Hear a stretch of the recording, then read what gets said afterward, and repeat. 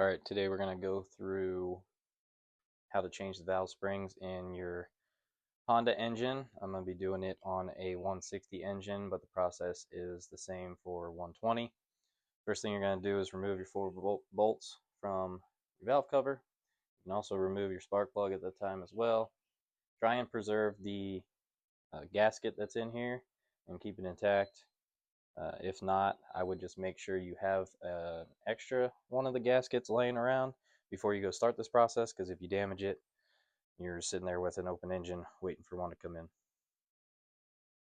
The next thing I'll do is I'll locate top dead center for it. So for that, I stick a long small screwdriver in and put it on the top of the piston, and then I just turn the axle, and you'll see how the piston's coming up, and you'll see the moment that it basically stops and then goes back down. You want to be right in that area.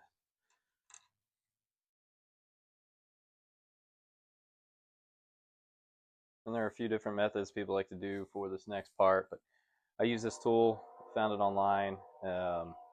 Rod goes in, holds everything in place while you release your retainage rings and pull your springs out. It doesn't have like a marking for where your angle's at, where this was pointing, because when you get it in there, you're going to want to point it at each one when you go to do it. So I suggest marking it. I just use a Sharpie usually. That runs off, that sometimes rubs off, but use a paint pen or something like that. But what you'll do here, you'll stick that in and drop this piece on, and then you'll thread that on where your spark plug goes. Next thing you can do is shift your rockers out of the way, and this can be a little difficult sometimes. Get those out of the way.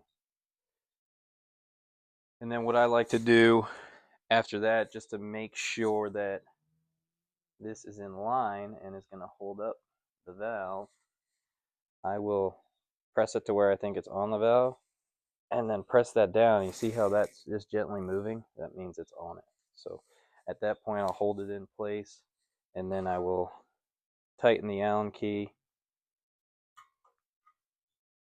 on this so that that stays in place. I'll double check it just to make sure.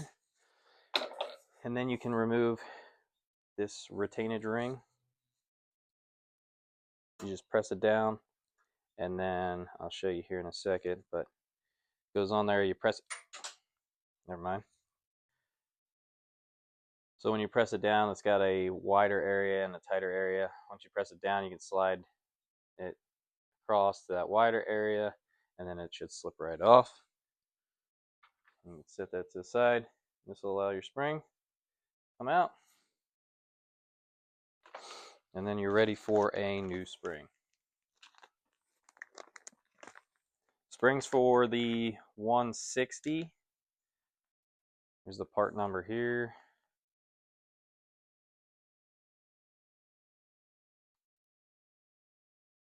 And then once you're ready to go with that, put your spring back, your new spring on.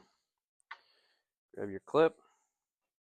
And this can be difficult sometimes, but you got to press down and fish that in there and get that ring on there and make sure it's good and on there. And then after that point, it's when you get your rocker back on, which can also be quite difficult sometimes too. But you know what? We can release this. Give us a little play in it.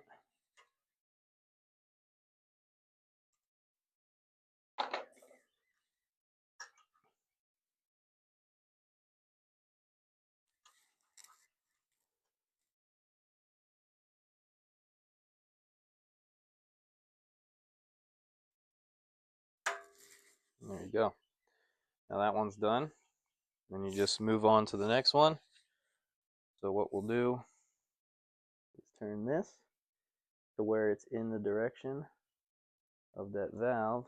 We can release this, get this out of the way.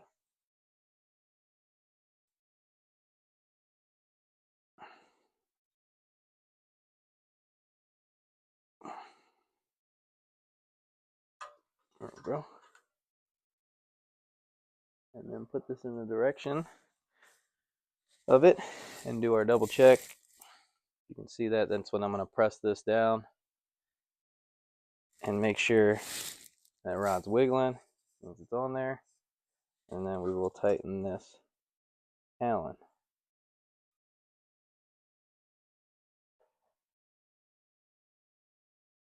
Check, that's good.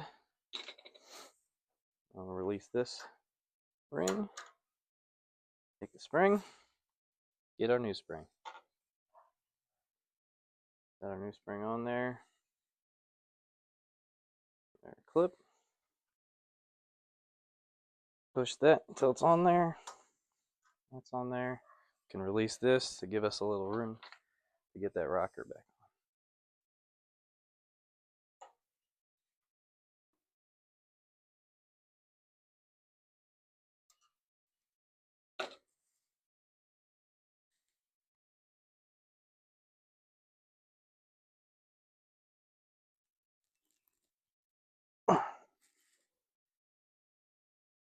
There we go.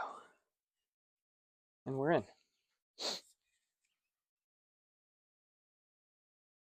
Now at this point, you take your tool out.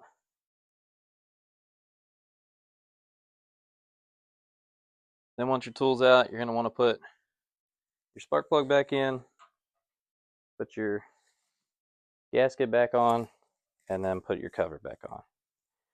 And then you're done. You got new valve springs installed. And there's all differences of opinions on how often to change them and when to change them. I mean, it's really what you feel comfortable with doing and whatever works for you.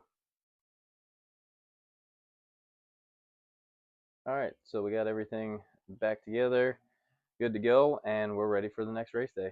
Thanks for watching. Catch you next time.